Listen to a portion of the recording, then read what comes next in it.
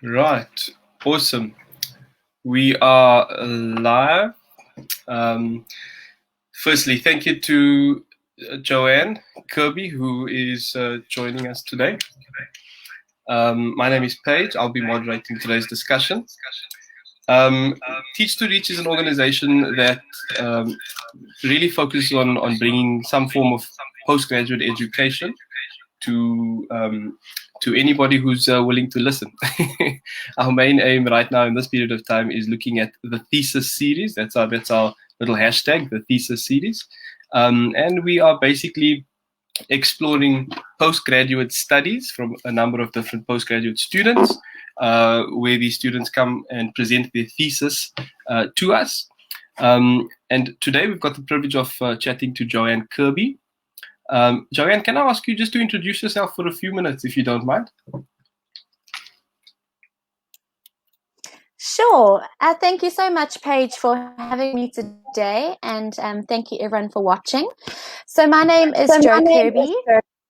I studied Bachelor of Education in Foundation phase and Honours in Inclusive Education. I then went on to do a PGCE in Mathematics for intermediate phase and senior phase, and now I have finally submitted my dissertation for my Master's in Curriculum Studies in November. I worked in a preschool for 8 years and then moved to the IIE Varsity College, where I now lecture student teachers. So that's basically a summary of me. Awesome, fantastic. Thank you, Jo. I see that we do have a couple of people watching, and so just a reminder, if you have any questions, please do pop them into our comment section, and I will get to those as soon as possible. I'm pretty sure, Jo, you've got a couple of friends watching and family watching, and so a word of encouragement, I'm pretty sure, will go a good way. Is a bit nerve-wracking presenting one's work, and so yeah, we're actually looking forward to listening and learning from you, Jo. Just before Jo starts her presentation, this presentation is scheduled to last for about an hour and a half. I am going to try my best to stick to that time. If you have any questions, you can pop them into the little comments section on Facebook. But I don't see us overpassing an hour and a half. Great stuff, Jo. Just, you have mentioned that you are currently tutoring, currently lecturing, am I right?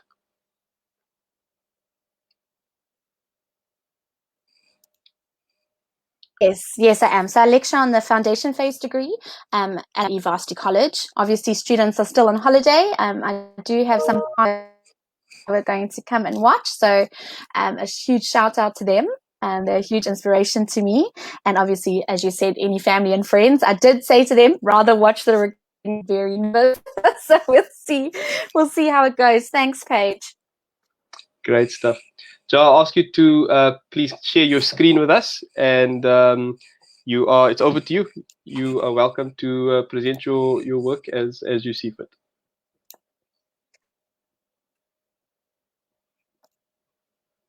Perfect. And then Paige, just if you have any questions as I'm talking, please, feel free to interrupt me, especially chats. Obviously, I can't see the comment section.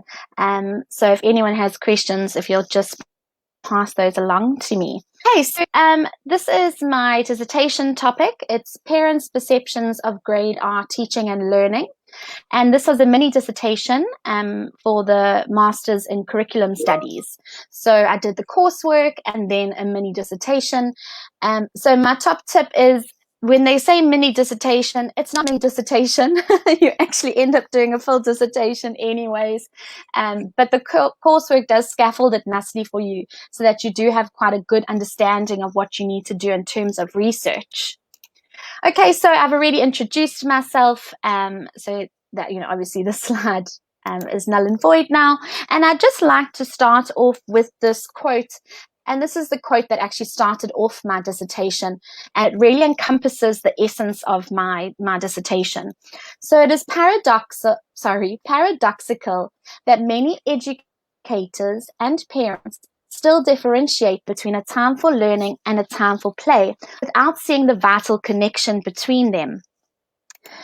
So the rationale behind this is we cannot dispute the fact that parental involvement is so important, especially in early childhood. We all know the value of it and the importance, but what happens when we have those so-called pushy parents or helicopter parents and that negative impact of these parents?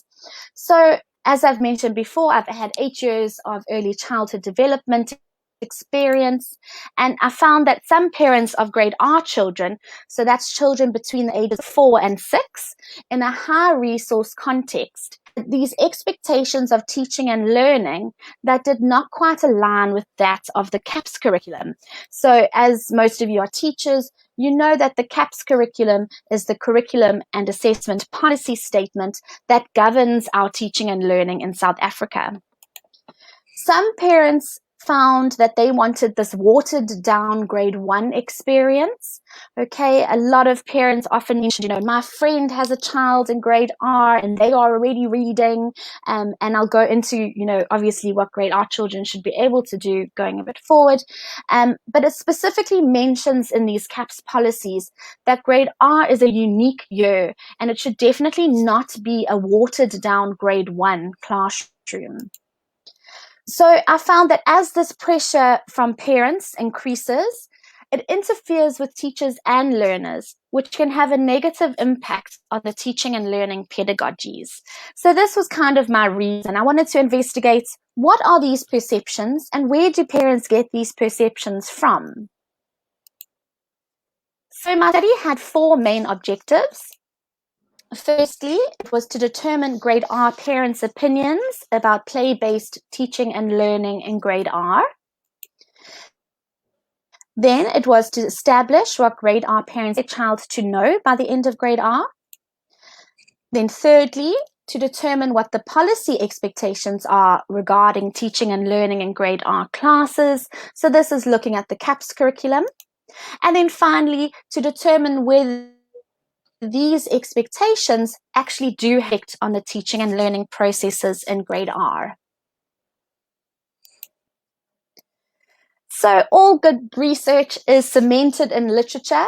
So your first step is to always do a literature review. And the literature guides you and guides your study to see where it goes and how it should be done. So my literature review focused on 2 main aspects. The first, looking at play-based teaching and learning. So for those of you who don't know what play-based teaching and learning is, it's a teaching strategy that involves child-initiated activities as well as teacher-guided activities where children are actively engaged. And it's an experiential approach. So children learn through experiences, and this engages all parts of their brain to encompass a holistic development for child development. So I looked at the importance and value. So what is the current literature saying about the value of this teaching approach? Then what does the CAPS curriculum say about this teaching approach? And finally, looking at the grade R developmental milestones. So looking at this internationally as well as nationally, in order to actually situate the CAPS curriculum within the grade R, that age bracket of 4 years to 6 years age group. Then, obviously, because my study is looking at parents' perceptions, and that's adults, so the current views, what are adults' current views on this play-based pedagogy, and what are their current perceptions of this grade R year? So I've just found a few key aspects that I found from my literature review. So there were 4 main findings that I wanted to bring to your attention. So firstly, play is often regarded by adults as unproductive, and its importance and value for the young learner is overlooked. Next, according to Moyles, she wrote this beautiful book all about the value of play. Parents often wish to accelerate their child's learning, so especially in early childhood. And I think this actually goes back to when children are really, really small. Children expect their little ones to talk and walk. They want them by 6 months to be doing things that potentially only they should be doing at a year. So it really starts at birth. This view, and especially when you get into preschool, where children have to get to work. They need to be sitting at a table. They need to get used to, sitting in a chair and a desk and paper-based work. So the sooner they prepare for that, the better. Then, as I said earlier, obviously we all know as educators or even just as people that parental involvement is so important throughout a child's life. However, this parental pressure, and in this terms, I'm looking at grade R year, but it could be about sports, it could be obviously academic achievement. In this case, it can actually have quite a negative impact on the child and thus can affect the teachers and then the curriculum.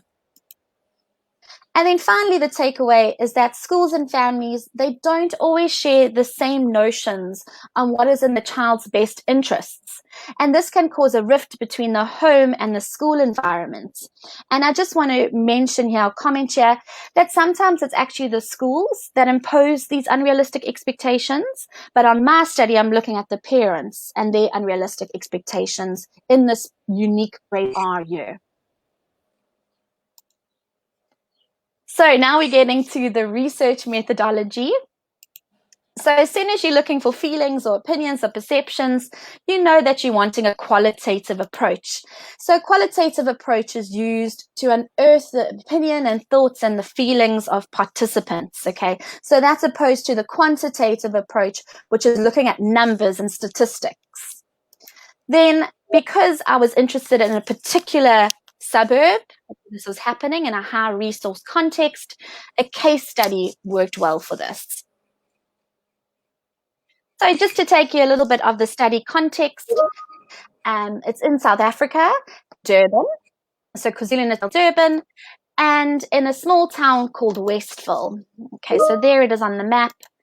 And I just wanted to give you a screenshot of the overview of Westville, just to kind of show you the type of suburb it is. It's quite a high resource context with mainly freestanding houses, and you can see there's swimming pools there. So a very high income area. And it was in a high resource preschool setting. So it had to be in an early childhood development center, or we call it in Durban a preschool. And all of the preschools in Durban, or in Westville in particular, use this play-based teaching and learning approach. Okay, so obviously there are other schools in Westville that grade R is actually part of the primary school.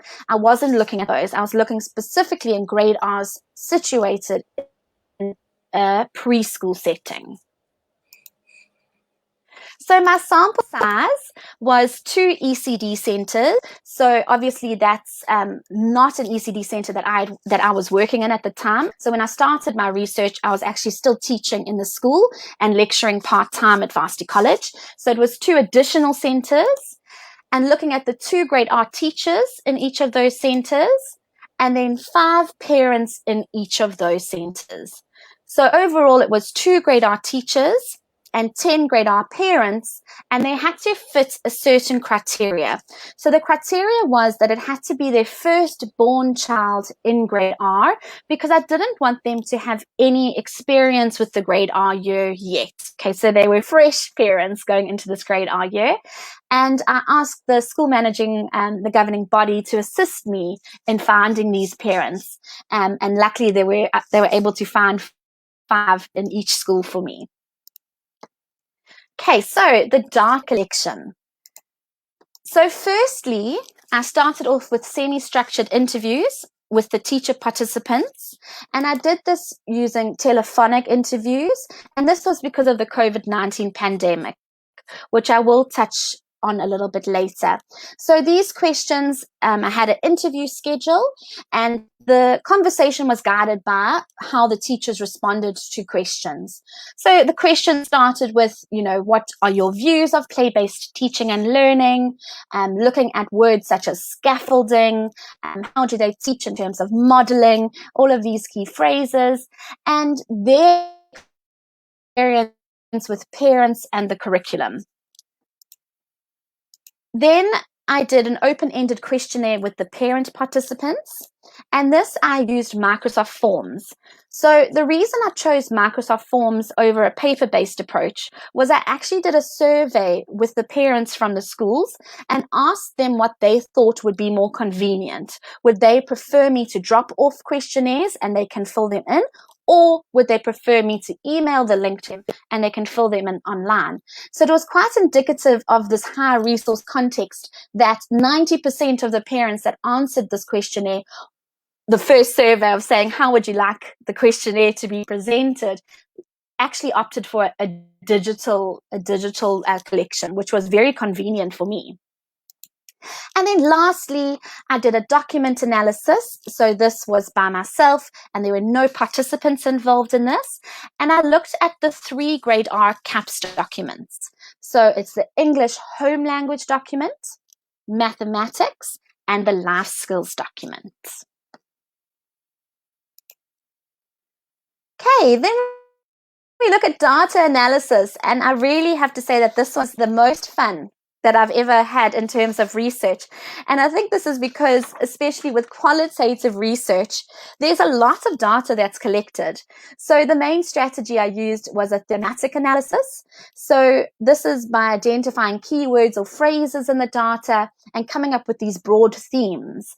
And it really was fun because I think as a teacher, we all love stationery, and I had charts on the walls, I had post-its, I had highlighters, I had colors, and it really was such an exciting, period to go through and find out actually what do these parents think about grade R.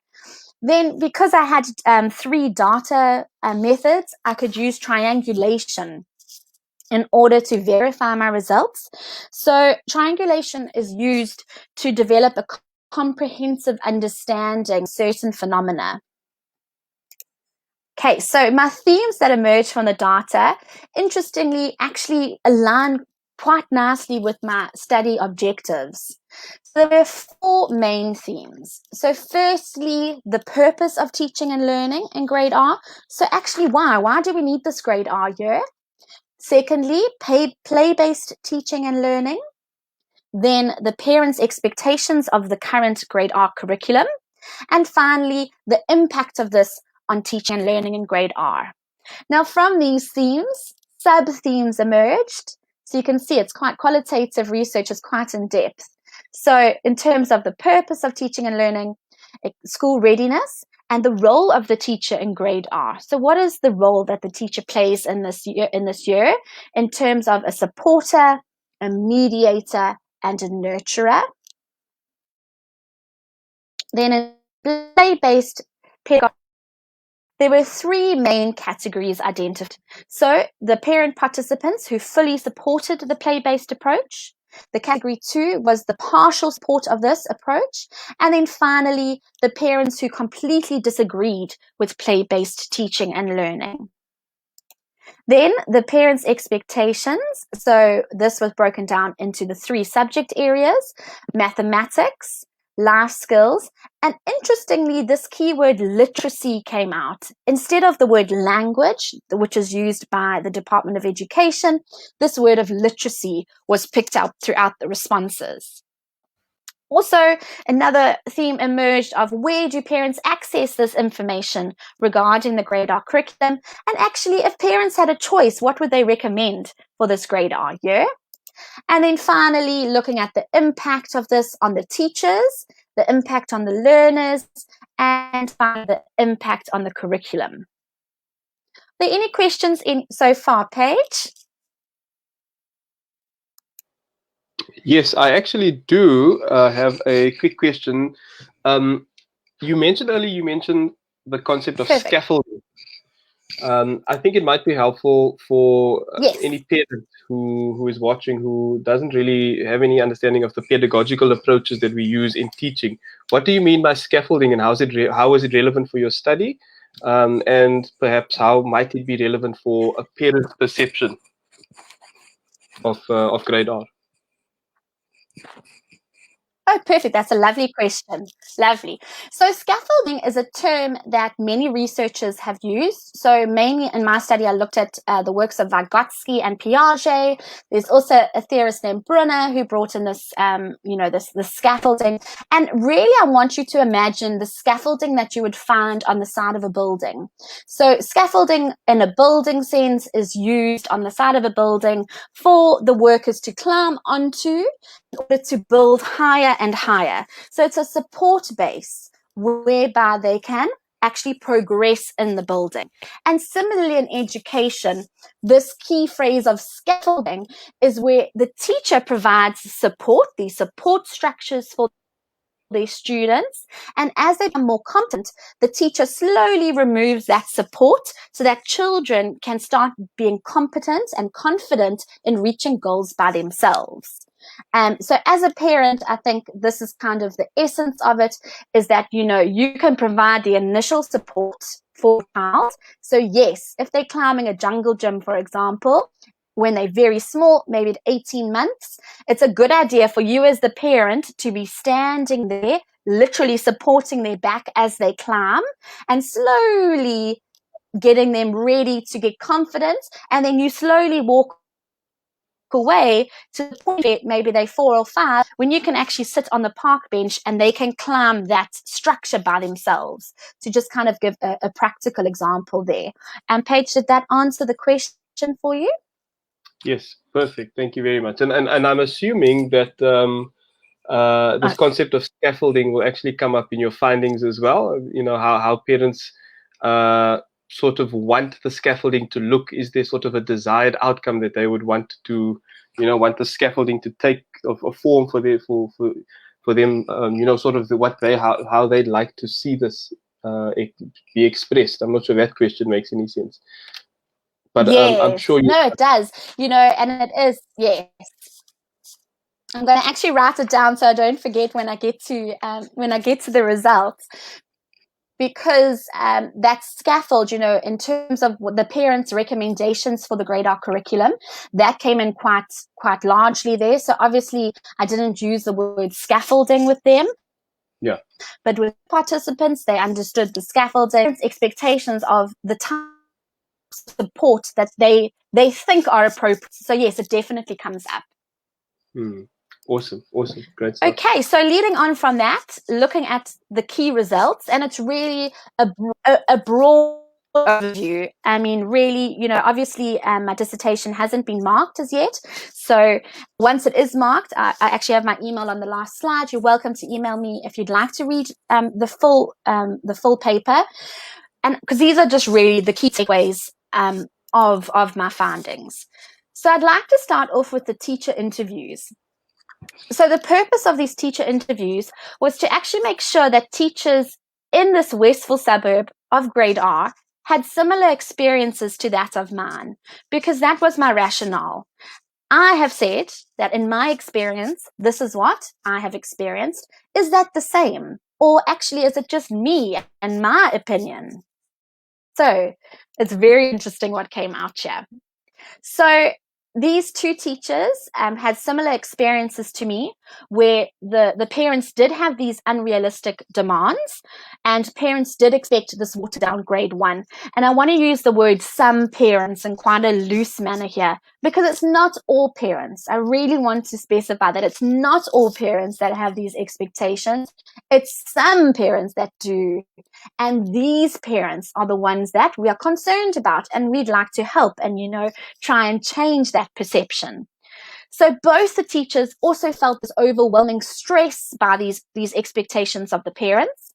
However, in both cases, the principal supported the teachers' decisions, and these parent expectations actually had a minimal impact on their teaching approach.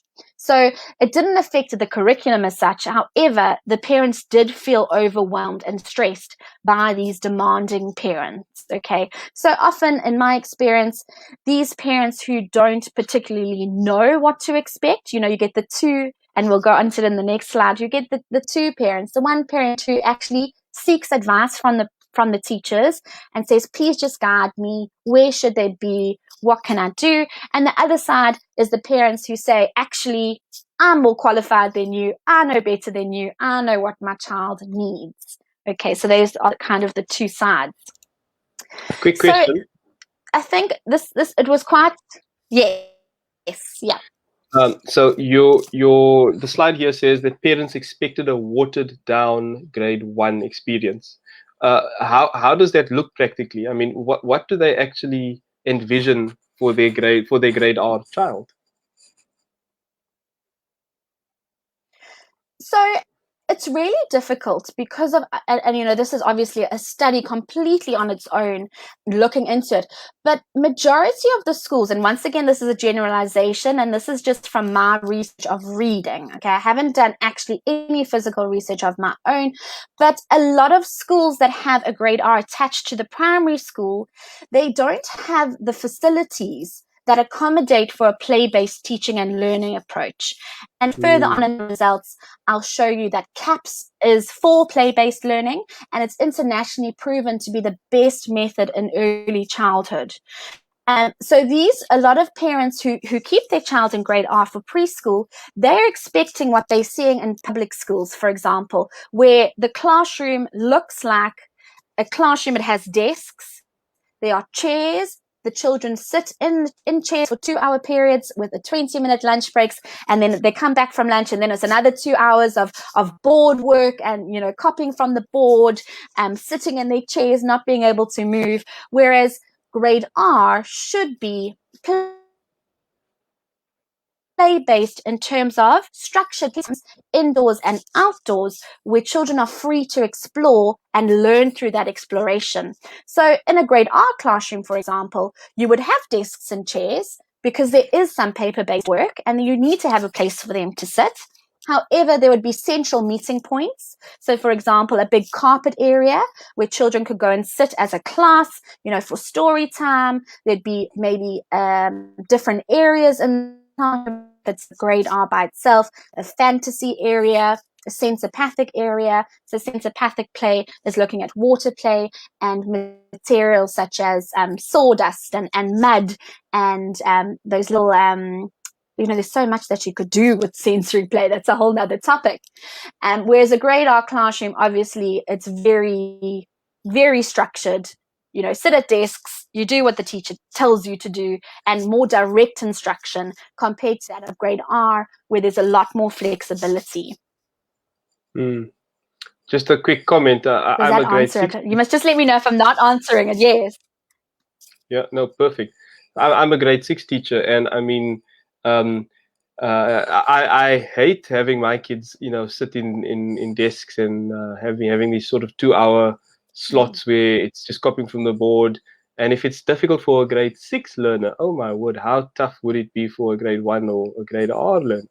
So it's definitely, you know, an expectation that these parents have, perhaps misplaced in a sense, but we do obviously understand where, and maybe you'll talk to this a bit later, we do understand where the concept and the idea comes from. And I'll leave you to maybe touch on that a bit later. Perfect. I think definitely, you know, the reality, just to touch on a little bit of it, is that a small child is not physically, developmentally able to sit at a desk for a prolonged time. So it's all about the shoulders, the neck, the core. And at the age of 4 or 5, a child is actually not physically capable of doing it. So yes, there are children that can. Please don't get me wrong, and I'll get to that. There are children that can, however, it's not developmentally appropriate. And as you said, I honestly don't think that parents want to do this to be unkind to them. It really is coming from a place of love and, as you said, misplacement. Another thing I found from these teacher interviews is that these demanding and pushy parents, they are normally the parents that don't come to parents' evening and don't come to the talks that are offered by the schools and don't come to, you know, all of the webinars or things that are offered. So they don't have that understanding. Whereas Whereas, for example, in my school, in my parents, I would unpack a lot of this for the parents so that they could understand it, and thereby making them more accepting of it. So I think a lot of it is just misplaced information and looking at Facebook and looking at websites that potentially aren't reputable, finding this information. I think also an important thing to remember is, especially in grade R, where a child can be between the age of 4 and 6. If you think about a baby, and a baby is born, end of that 12 months, the baby is potentially crawling and babbling and eating solid foods, where 12 months ago, they were still in the womb. And this progression in the first 7 years of a child's life, it's that fast, okay, in this childhood development. So having a child born in January, that's 5, compared to a child that's born in December, that is 5, that is a whole 12 months difference. And the differences are so varied that you can't actually compare children at all. Even just a month, the difference in age between a month and a child in the first 7 years is so huge. And then going from that is that these teachers experience this anxiety whose parents were pushing them too hard. And the saddest thing for me was one teacher that she had a little girl in her class who refused to take their artwork home because their dad would throw it in the bin and shout at them and say that where's their workbook? They don't want to see art. They don't know what the splatter is. They want to see their writing, which is really sad. And as a teacher, quite hurtful that there's this misplaced perspective of the arts in general. Anything else there, Paige? No, that was a powerful last statement that you mentioned there. I'll let you finish this. It's going great. This is very insightful, perfect. And I'm pretty sure that parents, with toddlers and kids who are about to go into preschool, this will be extremely helpful for them as well.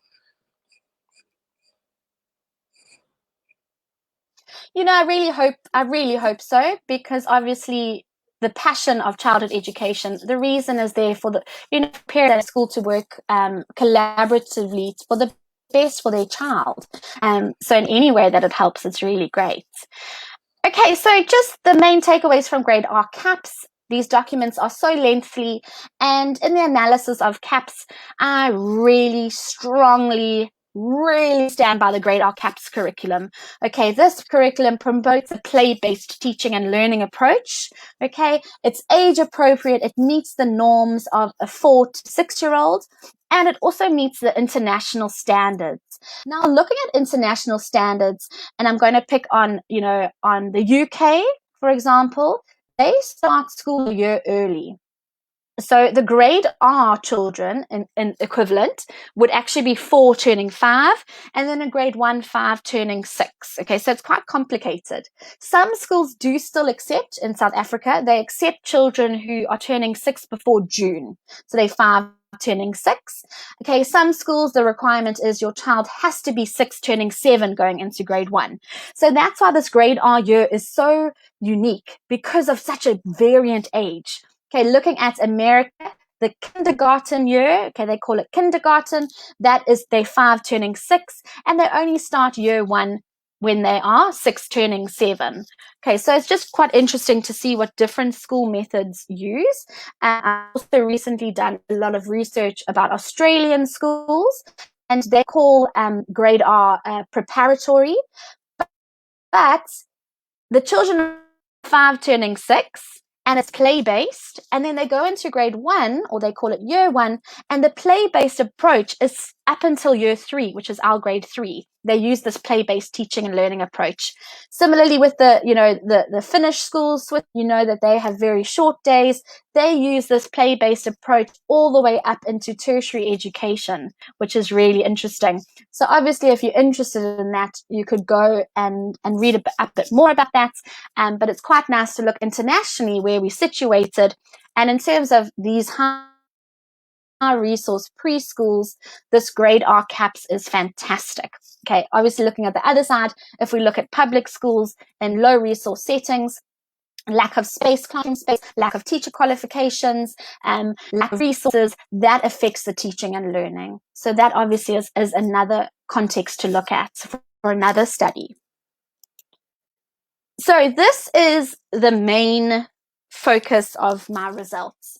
So looking at these parents and their views on play-based teaching and learning. Now, this is unfortunately where the questionnaire offers a bit of shortfalls and more research would be needed as to what is their, actual design of play teaching and learning. A lot of the parents thought that play is just, at lunch break where they run around the field, okay? And that was play-based, and that's not correct. Play-based teaching and learning, as mentioned earlier, is structured play, okay? So it's where there's child-initiated play. This means that the teacher would set up play areas, so inviting areas to invite children to explore by themselves, or teacher-guided periods, for example, movement lessons, where they'll do, the physical education, as well as music and movement, where they'd explore, dancing with scarves, looking at musical notations, and that sort of thing. So 40% of parents disagree with this. So just to put into context and to remind you, it is a very small sample size, 10 parents. So 40% of them disagreed completely with the play-based teaching and approach. So here's this green pie slice there. Then 30% of the parents fully supported this, okay, which was really heartwarming to see. It was really great. And then 30% agreed there should be some playtime. And the main data that came from the some playtime was these parents thought, yes, during PE, so physical education, yes, this would be a good time for them to play, and really had a focus on sports here. So parents really in this study associated play with sports such as cricket, hockey, swimming, instead of play as in climbing in the jungle gym, playing in the centipathic tray, playing on the sandpit, playing on the cycle track. So if you have a look at the combined scores here, only 30% of parents were confident in the school in terms of the curriculum and this play-based teaching and learning approach. And that is quite a small portion of it, quite a small portion of these participants, whereas majority of parents wanted this more formal, watered-down grade R teaching and learning approach. Okay, and then just to touch on the perceptions of grade R and in the subjects, and here I'm going to bring in what CAP specifies and what is age appropriate. So I've kind of merged them just to try and keep to our time frame. So in terms of mathematics, I found that the parents had expectations that were above what is age appropriate. However, these numbers can be achieved by certain learners. So remembering the age gap, so a 4-year-old and a 6-year-old, there's a big age gap between there. So according to CAPS and according to what's age appropriate, looking at a 5-year-old child, they should be able to use the number range of 10. So that includes rote counting to 10, addition and subtraction, grouping. However, the number range that was expressed by parents was that of 100. Now, many schools do teach up to 100, okay, and they do this through incidental learning. Okay, so some children are very able to use this up to, rote counting in particular. Most children can count to 100 because that's just a learned skill. That's the same as learning your address off by heart or learning your birthday off by heart. However, grade R children are unable to do addition and subtraction. So imagine now you're expecting a 5-year-old child to do a sum 86 minus 35. Okay, think about how long that takes your brain to do 86 minus 35. And these parents had this expectation that this is what the parents should actually be teaching in this year. But age appropriately, we should be working with a number range of 10. 1 plus 1. Okay, and maybe not using the words plus. I have one apple and your friend has another apple. How many apples do we have together? So it's all emergent mathematics, laying the foundations of mathematics. Also, there wasn't much mention of the other subject areas. So in mathematics, there's numbers, operations, and relationships. And this looks at the number ranges, addition and subtraction, everything to do with numbers. Then there's also space and shape.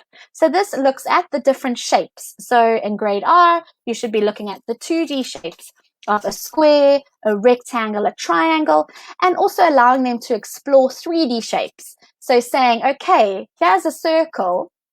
Now we're going to go outside and play with a ball. And the ball has a similar look to a circle, but it's called a sphere.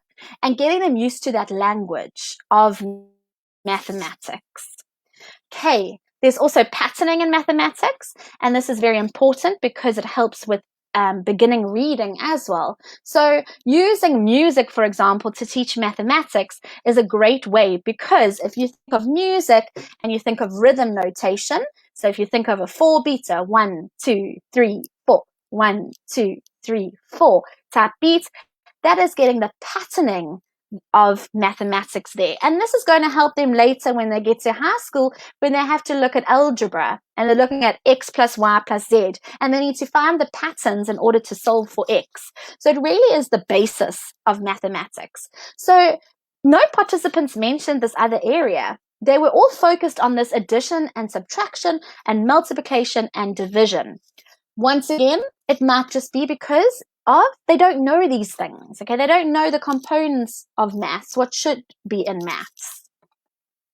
Okay, next was English home language, and this was where that word of literacy came out. Okay, so these were all unrealistic expectations, and the expectations here were that they expected their children to read books, okay, and write paragraphs. Now, a grade R child is learning to write their name. So by the end of grade R, a grade R child should be able to write their name. They should be able to copy words. They're looking at incidental reading. So a lot of children start to read short words. So we call them CVC words. So consonant, vowel, consonant. So the word like dog, and they can sound that out, dog. So all of that auditory and listening and speaking skills that comes before actual physical learning. So as I've mentioned here, there was limited mention of phonics, is what grade R promotes, this emergent language, this beginning knowledge of language, where actually the spoken can be represented in pictorial form. So grade R children start to write their news, and we say write, but grade R writing is where they can draw a picture to show their meaning. And these are all the beginning steps to furthering writing sentences, or writing words and writing sentences. And finally, writing paragraphs.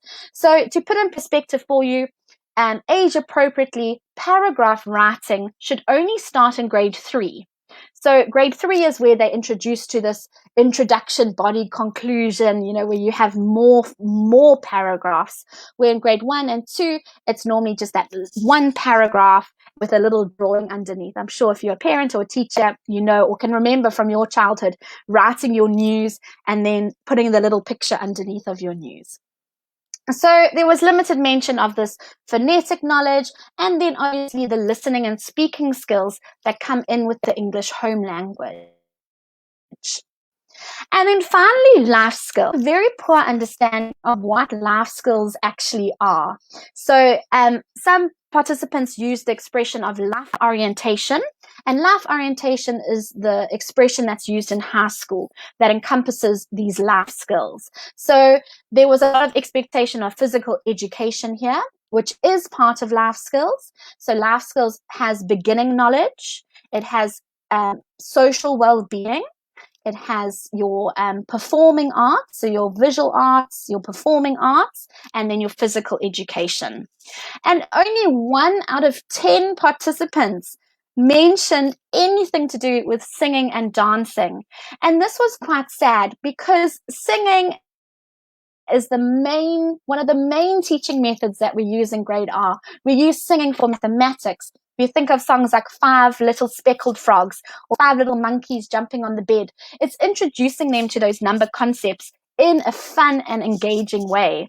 Similarly, with English home language, we do a lot of singing because this is language rich, and songs introduce them to different themes and different vocabulary that they could use. But saying that, definitely more research needed from this. So my recommendations were that, it actually needs to be an in-depth study looking at potentially one subject of CAPS, and even more specifically, potentially looking at one focus. So maybe look at reading and writing in the grade R year, and the parents' expectations of that, because I found that was the area where there was the most discrepancy between what is age appropriate and what these parents expected. Okay, just before I go on to the limitations, are there any other questions there, Paige, about sort of my findings, trying to link back to earlier? I think the one question that I do have, there's a number of questions, but the one related to your findings is this concept or this idea that singing and dancing isn't necessarily a popular choice amongst parents. Do you think that there's some sort of social stigma, or do you think is there some sort of consideration that it's not useful? I know that your sample size wasn't large enough to sort of get a fixed idea, but any thoughts? Why is singing and dancing so marginalized? I think this is, as you said, it's a complete study in itself. And I think this comes to that, actually, my child needs to grow up now, and singing and dancing is just silliness, or dancing is an extramural. Lots of girls do ballet or hip hop dancing, and it actually has no place in the curriculum.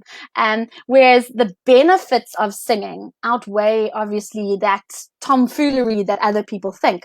But once again, I really do think it's just parents not knowing, and they're not enlightened to it. And I think as soon as parents have that understanding of the importance of it, and I'm not saying all parents, for example, my parents growing up, they were all for the singing and dancing, but this sample size, they didn't see singing as part of the curriculum as such, as an important aspect of the curriculum in grade R. Great stuff. I've got a bunch of other questions, but I'll get to those later. Okay, perfect. Thanks, Paige. Okay, so now we go back to looking at the actual structure of the dissertation. And one of the important factors is to always consider your limitations to the study. So I had 3 main limitations. So my first limitation was qualitative research. So qualitative research is very labor intensive. So if you want to think back to what I was saying about the post-it notes and writing things all over the place, and it takes a lot of time to unpack unpack the data and to understand the data, compared to that of quantitative, where it's numbers and percentages. So time was always going to be an issue, but obviously that's easily overcome just by spending more time with your data to understand it. Also, with qualitative research, it can be sometimes quite hard to verify. Okay, so in order to overcome this limitation, I found a literature review. So this was used to verify. Then using a case study is also a limit. So I'm sure you've heard, Paige mentioned, it's a very small sample size. So this means that it can't be generalized to other settings. So this information could maybe be used in another suburb, in another high resource, in another high resource school, but it cannot be compared to that of a grade R in a public school, for example. Okay, then finally, the biggest obstacle was the COVID-19 pandemic. And this was a challenge for anybody attempting to do research in 2020. And basically, this affected the ethical clearance process. So all of the offices, the Department of Education, UNISA, they were closed because of the lockdown. So because of the hard lockdown, once we came out of that hard lockdown, it was short-staffed, on all platforms. So ethical clearance took a lot longer, which actually meant that once I got permission, I had to be very speedy with my data collection in order to allow myself the time to do justice to the study.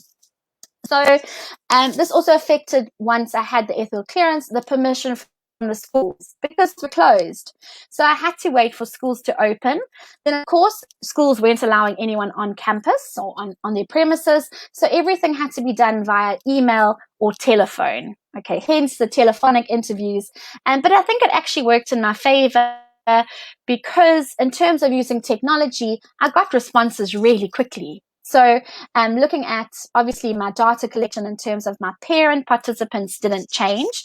But I think the COVID-19 pandemic allowed parents to have more time to answer my questionnaire because they were working from home or had flexible hours. So actually, I got all 10 surveys back, the questionnaires back, in 3 days, which my supervisor was absolutely gobsmacked. You'd never heard of this, where you get all of your data back in 3 days. So I actually think that it was very successful in that regards.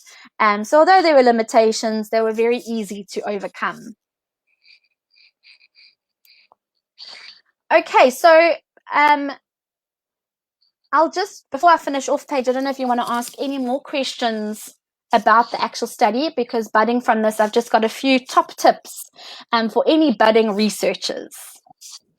Great. Now I do have some questions. So I think it might be a nice segue before you get to the tips for researchers.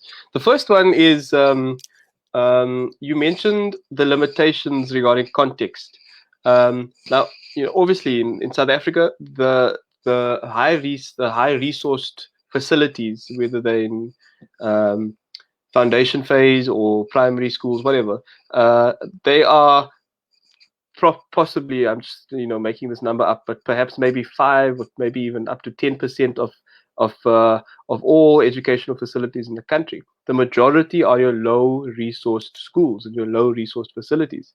Is there anything from your study that is applicable or is useful for the low resourced areas, and specifically the low resource grade R preschools? So, I mean, I think the number is a lot higher than you're proposing of the in the low resource preschool context, especially because at the moment, ECD still falls under the social component of education, and grade R is actually still not compulsory. So there was a big push to make grade R compulsory. However, it's still not compulsory. So in terms of my study, I think it would benefit the teachers mainly. I think, I have been into quite a few low resource contexts. I've volunteered at a low resource school and taught grade R lessons there to assist the teachers, because it is so difficult in those situations of cramped space, lack of resources, to do this play-based teaching approach. However, I think to be an early childhood teacher, you really have to put the maximum in. There are ways to overcome any obstacle. So it really is, I think, the findings in terms of looking at the literature review and how play catching and learning, and actually how play can actually be an easier way for teachers to teach in a large context, in a large class size with lots of children. Using this play approach could actually help them and assist them. So I think definitely for the teachers, it would benefit them. I actually haven't done research into the parents' expectations in these rural settings, in rural schools or in the public school settings, but it could be interesting to see what their perceptions are of this grade R year. And we know what I know now in this context what the high resource expectations are, but to actually go and look and say, okay, nationally, if we look at majority of schools in the low resource, are there expectations? My hypothesis would be that potentially there's less parental involvement potentially in those due to social economical difficulties. But once again, that's a very broad generalization, and I actually haven't got enough research to look at that. But I think definitely the teachers could definitely benefit from the literature review and looking at the play-based teaching and learning for the 3 language areas. In terms of that percentage, would you say there are 95% low resource schools? 95% of schools are low resource in the country? What would you say? I really have no idea. I honestly cannot put. You know what? I think it would be a good thing for me to quickly Google and to find out. But I would say that there's definitely majority schools, and I don't know the percentages, that are the low resource or medium resource schools. So high resource, you're looking at your I want to say X model C schools and your private schools. So there definitely are more public schools in that lower income brackets, then that don't have the governing body funding that a lot of the suburb schools potentially have. I get you. Another question that I have is, and again, the study probably doesn't focus on this, but it would be nice just to hear some thoughts, maybe. What were the parents' perceptions of computers and technology? Do they have some sort of preference in terms of grade R teaching? Do they want their kids to be exposed to technology? Did you find anything related to, specifically in terms of this?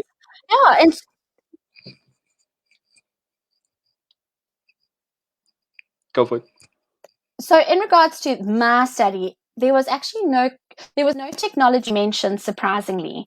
And I think this was because I didn't provide any leading questions to lead them towards technology.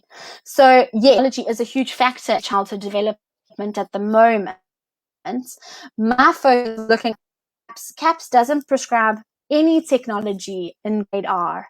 Okay, it's really focused on the hands-on teaching and learning approach. However, the teacher participants did mention that they do have projectors in their classroom. So the one had a smart board in their classroom and the other one had a projector.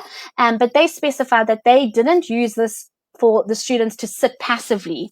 It was for the students to interact with the technology. So in terms of, for those of you who don't know about interactive smart boards, it allows the children and the teacher to physically touch the screen and write on the board and do things that potentially a chalkboard wouldn't be able to do.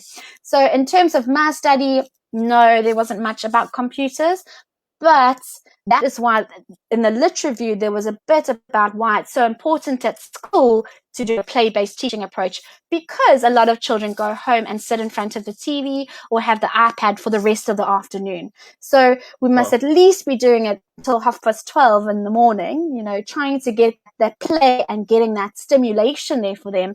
For those that did go and do go home and sit in front of the TV. I don't think it's just a childhood thing. I must admit, after a long day, I do like coming home and binge watching some Netflix. Yeah. So it really is a society thing. It is used as a main source of entertainment. But we can't blame the children for this, because adults are equally guilty of this. Absolutely. The last question I have before you get to some tips for postgrad students actually relates to how this is specifically for parents. How do parents actually choose an ECD that is going to be beneficial to them? I'm not sure if you have something planned after the tips for students, but I'll leave that question just to linger a bit, and you can decide when to answer it, now or a bit later. Sure. No, I think it's a good idea to look, obviously I've got my top tips for budding researchers, but I think it's quite nice to have top tips for parents. And there really is, obviously because of my experience and my qualifications, I do have a lot of people asking me, which preschool should I send my child to, or should I send my child to grade R in a public school? And really comes down to your child. And I think there's a lot of children that are very ready for this. I want to say this watered down grade 1. So a more formal, there are lots of children who are ready for this more formal and do need to be a bit more stimulated than potentially other areas. But obviously, just speaking from my context, which is Westville, all the preschools in the area and the public schools have a very strong play-based approach. So I haven't looked at the public schools in the area, but the one private school that I do know, they have a very solid play-based teaching approach up until grade 3. And I think for a parent, so you need to go and look at lots of different preschools and schools. And when you walk into a school, you will know. So I always recommend, obviously COVID makes it a bit difficult, but I always recommend to parents to just arrive at the school. So most preschools, if you phone them, they'll say, just come whatever time you want. You don't have to make an appointment, just arrive, because the school wants the parents to see the children playing. The school wants them to see the teachers and how the teachers interact with their children. So you want to see what actually happens. You don't want it to be a formal, okay, this is, anyone's playing around. So I always say, trust your gut, go to a few different schools, see what you like, see if you like the vibe when you get there, and make an informed ethics are, their morals are, do the values match up to your home values, and then from there make your decision. If that answers the question. Absolutely. Thank you for that. I asked for myself as well. I've got a 2-year-old who's a few years away, so definitely helpful. Thank you. I think, there's a lot to say about a parent's intuition. And unfortunately, I'm not a parent as yet, but I do have a niece and nephew, and definitely with them, you can see when I walked into their preschool, this was definitely the place that suited their personalities and it suited them. So yes, that's my top tips. Great stuff. Thank you. Okay, so this is your sign. So those of you that are parents, even parents or teachers, and not even necessarily, obviously embarking on an honors or a master's is quite a huge project, but especially for your continued professional development, it's so important that you keep reading. Okay, you don't necessarily have to go on the expensive workshops. You need to keep reading, keep looking at journal articles, keep attending webinars like this where people are sharing their so that you can have an idea for yourself. Okay, so these are my top tips for potentially a research journey. So my first top tip is to join a Facebook group.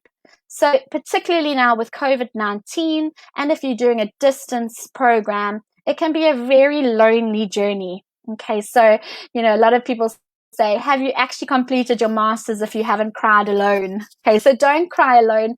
Join a Facebook group. I did UNISA, and I was on a really great Facebook group with people that I actually did my honors with as well. So it was quite nice to share, how do I do this? Or what can I do here? To have your vent. Oh, I can't believe I'm waiting so long for feedback.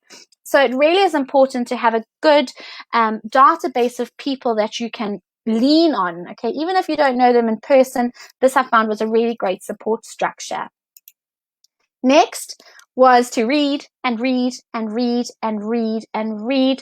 There's lots of free websites where you can actually access journal articles for free. So if you just go onto Google Scholar, for example, there are lots of free articles.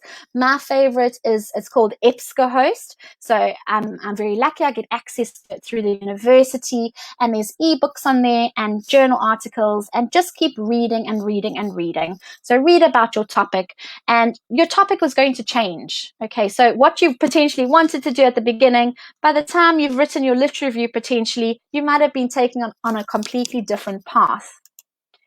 Then for organization, I like to do handwritten notes. So obviously everybody has their own system. So I had a notebook per chapter.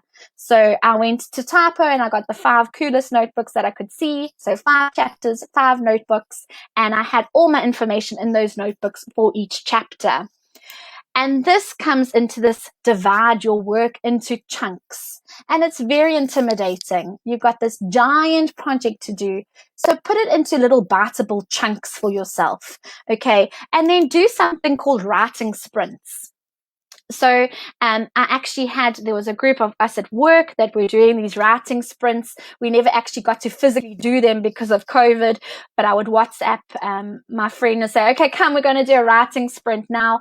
And for her, she liked doing 45-minute sprints. So this is literally where you take a piece of paper or you type, and you just type about your little chunk that you're working on. And then you walk away from it and you come back and you see what you have. I like to do 25-minute sprints. I found that that's what my concentration level was. Even if you're only working on your masters for half an hour a day, it still has value. Then use a referencing tool. And there's a free tool called Mendeley that you can download, and you can actually upload your journal articles into it, and it assists you with your referencing. Okay, it helps you with your in-text referencing, and then to track that referencing into your reference list. Okay, that's very important. And then finally, it's probably something people have been doing for a long time. But I find that when you read something and you read it and you read it, your brain automatically corrects the mistakes for you. So it's a really great thing that your brain does, that it actually misses the typos. And sometimes in Microsoft Word, the South African spelling is different to that of other spelling. So sometimes the typos get missed. So I would read aloud myself, okay? But then I found that you could actually use the read aloud tool on Microsoft Word. And you literally click the little button and it reads it aloud to you. And by having someone else's voice reading it to you, you can pick up the mistakes so quickly. This was so, so valuable. So those are my little top tips. And then just to end off with this little quote, their minds were not built to sit and be taught. They were built to explore, play, and learn. And that's it from me. Excellent. Wow. Thank you, Jo. That was absolutely amazing. Very, very insightful. And I'm pretty sure that as this gets circulated, it'll be of huge benefit for parents and future researchers as well. That's it from me. I've asked many questions, and I'm pretty sure that we'll have some future comments as well as this gets circulated. Jo, thank you very much. I really hope that your results come back soon. And you're most welcome. And I hope. Are you planning to do a PhD, by the way? Any thoughts on that? Oh, it's kind of like, if you run a marathon or you do something and you go, oh, I'll never run a marathon again. And then a year passes and you forget about the pain that you felt. So when I handed it in, I said, no, there's no way I'm going to be doing my PhD. But I'm already reading journal articles. So we'll see. I don't think in the next year or two. But definitely, this year I'd like to focus on doing a few journal articles, also writing a few proposals for chapters and textbooks that are coming out. So we'll see where it goes, but potentially maybe in 3 or 4 years' time. Wow, lovely. Well, excellent. Thank you to everybody Thank you so much. And if there are any questions, feel free to pop them in the chat, and we can pass those on to Jo after this session. From us, thank you very much. This has been a great session, and keep well, everybody. Keep safe, and yeah, we're out. Thank you. Thanks, Jo. You can stay on for a few minutes. Bye, everyone. Okay, sure.